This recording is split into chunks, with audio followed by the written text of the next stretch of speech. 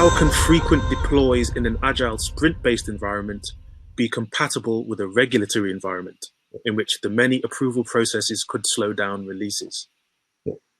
Yeah, so that's a very interesting question. So how to be agile and be compliant and still release frequently?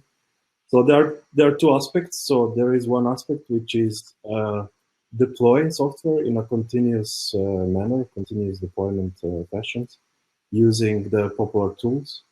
And there is another aspect which is releasing applications, which are different type of software. So it's a binary file that we upload to the stores, and then customers update their apps or install the new ones.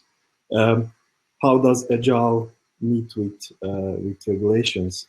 So if you look at the traditional companies like insurance, financial institutions, or other banks, their systems are not ready to be implemented using agile methodologies. Why? Because there are so many technical dependencies in all technologies that don't allow that. So that's the first aspect, which actually is very fine with the regulations. So they have a lot of time to ask for all potential sign-offs and everybody to approve, whoever needs to approve. But in the agile way, the technology allows development teams to deploy software frequently. How does it go with the sign-off procedures? So it's all about planning.